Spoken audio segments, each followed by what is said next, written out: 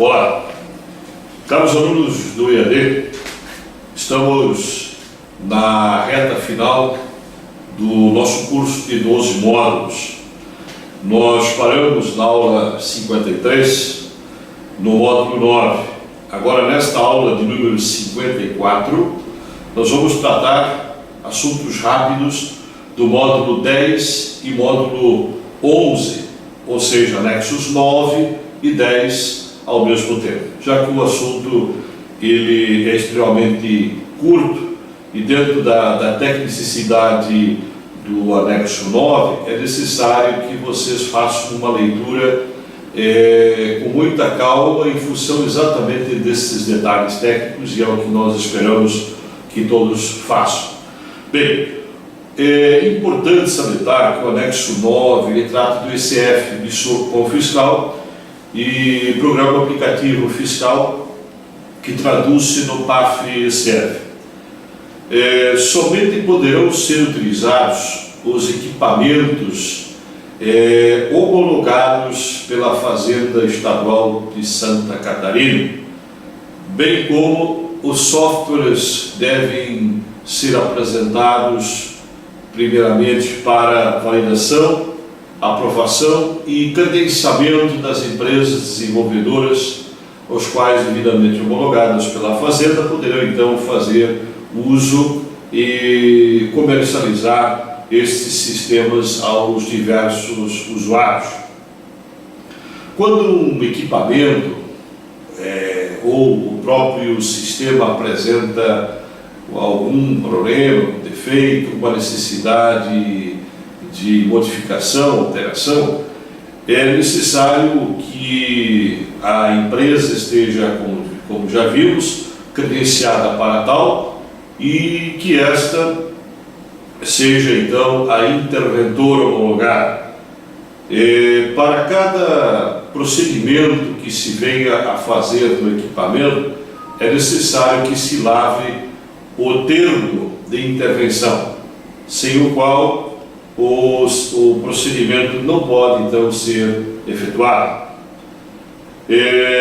Quando o contribuinte ele quer usar, deve pela legislação usar o ECF, é necessário que o interventor providencie a autorização de uso do equipamento, e sempre que houver um término, a empresa encerrar suas atividades por alguma razão, quebra de equipamento, é necessário então proceder à cessação de uso do mesmo. A escrituração fiscal ela é feita pela redução Z.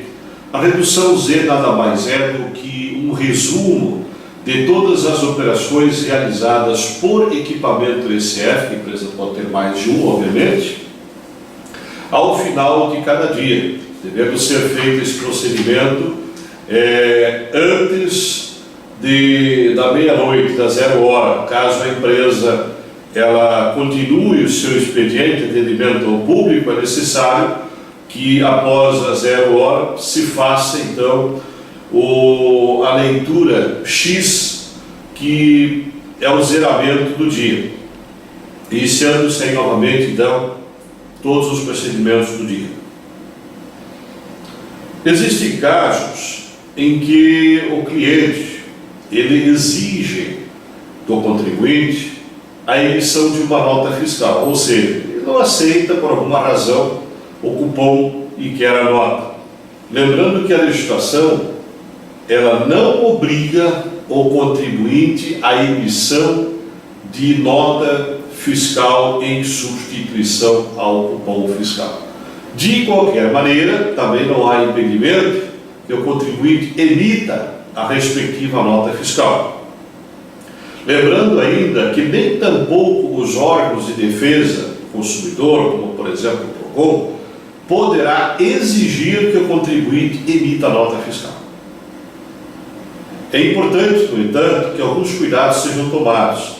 Se porventura a empresa, o contribuinte, vender algum produto que possui garantia que no cupom fiscal seja identificado o comprador, nome, endereço, o seu CPF ou então o RG. Mediante o cupom fiscal nessas condições, ele poderá buscar o seu direito de manutenção junto à oficina credenciada pelo fabricante. Agora, caso a empresa não faça esse procedimento, realmente fica prejudicado. É um cuidado muito importante a ser tomado.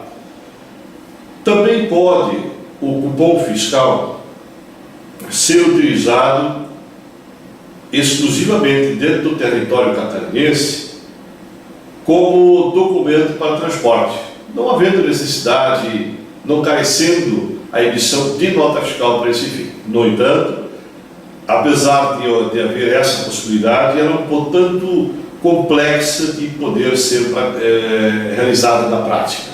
Ou seja, é necessária a identificação completa do adquirente, do endereço, data de saída e, inclusive, a identificação da placa do veículo que irá transportar aquela mercadoria, caso em que o cupom fiscal deverá estar juntamente com a carga no veículo transportador para eventual apresentação ao fisco durante o transcurso da viagem.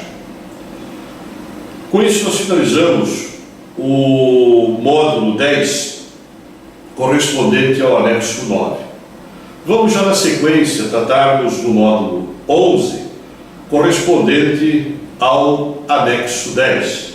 O anexo 10, ele não traz artigos, ele não é regulamento propriamente dito, são codificações fiscais, divididos em duas: o CST, que é o Código de Situação Tributária, dividido em duas tabelas, A e B. A tabela A é para identificar a origem da mercadoria, se é nacional, se é importada, indiretamente, com percentual A, B ou C de produto importado e assim por diante. Sendo que a tabela A do CST, quando o emitente da nota, desde que eletrônica, esteja na condição de optante do Simples Nacional, ele deve então passar a usar o CSOSN, que é uma codificação de 3 dígitos. Lembrando, isso, desculpe, no CFOP, a tabela A, ela continua sendo um dígito, igual tanto para a empresa normal quanto para a do Simples. A tabela B, que identifica a situação tributária da mercadoria, esta sim, no caso do Simples, é substituído por 3 dígitos. Então, o CST de uma empresa normal é composta de 3 dígitos, e quando do Simples Nacional por 4 dígitos. E finalmente o CFOP, que representa o Código Fiscal de Operações, identificando cada situação dentro do procedimento aplicado: conserto, reparo, industrialização, venda de produção, consignação, venda ambulante, e entre outros. Então, para exatamente haver uma separação, uma identificação fiscal de cada operação que o contribuinte está praticando. Para que você possa então conhecer um a um os CSTs, tabela A e B, e os CFOPs, é necessário que você então leia com toda a atenção a matéria pertinente, que no nosso caso aqui é o anexo 10.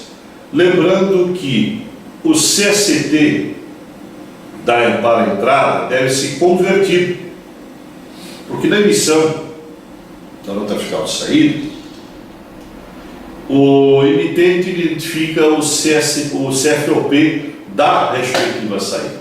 Então, para a entrada, você precisa fazer a conversão. Ok, senhores? Terminamos aqui a aula número 54, módulos 10 e 11, respectivamente anexos 9 e 10. Até a próxima aula. Um abraço.